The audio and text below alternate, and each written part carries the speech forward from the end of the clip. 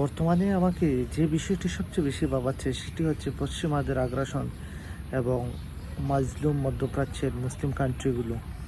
দেখা যাচ্ছে বিভিন্ন ইন্ধনেই মুসলিমরা একে অপরের প্রতি বিভেদ এবং একটা ডিফারেন্স, একটা দূরত্ব তৈরি করছে। আপনার ধর্মের মধ্যেও বিভিন্ন শিয়া সুন্নি ইত্যাদি মতবাদ দিয়েও একে অপরের প্রতি একটা দূরত্ব বজায় রাখছে।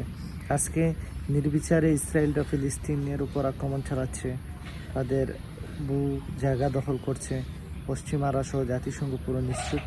তারা তাদের ভূমিকা থেকে কোনো কিছুই করতে পারছে না। সেই জায়গায় যখন মুসলিম কান্ট্রিগুলোর মধ্যে ইরান একটু প্রতিবাদ বা প্রতিরোধের ব্যবস্থা করলো, প্রতিবাদ স্বরূপ তারা আক্রমণ করলো, তখন দেখা যাচ্ছে মার্কিনীরা সহ পশ্চিমা বিশ্ব নড়েচড়ে বসেছে যে এটা কেন করলো।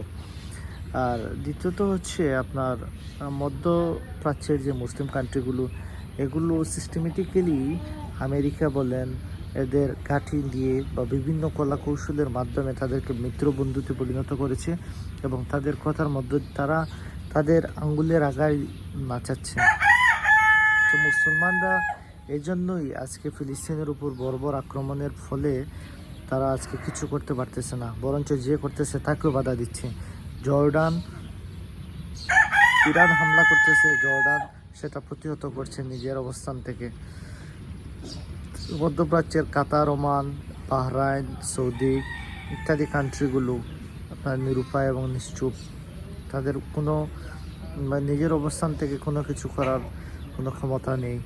তো আজকে যদি মুসলমান ইরান পরাজিত হয়, আজকে যদি ইরানের পাশে মুসলমান কান্ট্রিগুলো না দাঁড়ায়, তবে দেখা যাবে যে ফিলিস্তিনের মতো সেকেন্ড টার্গেট হিসেবে তারা ইরানকেই বেছে নিবে। তো ইরান ধ্বংস হলে যে আপনি ভালো থাকবেন বা মিডল ইস্টের রাষ্ট্রগুলো ভালো থাকবে, সেটা কিন্তু আশা করা কঠিন। কারণ আজকে আমেরিকা কিন্তু মধ্যপ্রাচ্য তাদের কন্ট্রোলে নিয়েছে, তাদের গাঁঠি গেড়েছে, তাদের বিশেষ করে খনিজ সম্পদ, খনিজ তেলগুলো অথবা মধ্যপ্রাচ্যের উপর একটা নিয়ন্ত্রণ নেওয়ার জন্য। আজকে যদি আপনার এই খনিজ তেলের সরবরাহ অথবা এই ব্যবসায়িক সম্পর্ক, আদান প্রদানের সম্পর্ক এবং তাদের গাঁঠিগুলো উঠিয়ে নেওয়া হয়, তাহলে অচিরেই দেখা যাবে যে আপনার এই পশ্চিমা মার্কিনীরা অনেকটা দুর্বল হয়ে পড়বে। তখন খবরদারি করার কোনো স্কোপ থাকবে না। কিন্তু এখন যে অবস্থা, শুধু দায় এই সমস্ত মুসলমানদের পক্ষ থেকে ইরানের এই প্রতিবাদ করছে। তো আপনি প্রকাশ্যে যুদ্ধে না যান, অন্ততপক্ষে ইরানকে সাপোর্ট করুন। তারা যেহেতু প্রতিবাদ করেছে মুসলমানদের, তারা এই মাজলুমের পক্ষে দাঁড়িয়েছে, তো তাদের সহায়তা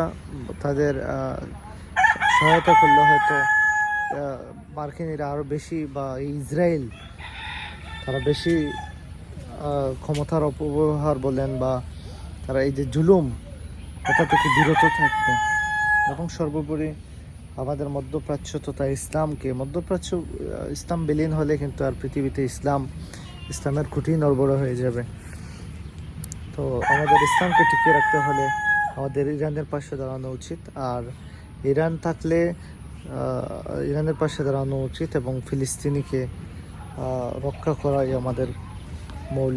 আমাদের একান্ত কর্তব্য এই মুহূর্তে। ধন্যবাদ।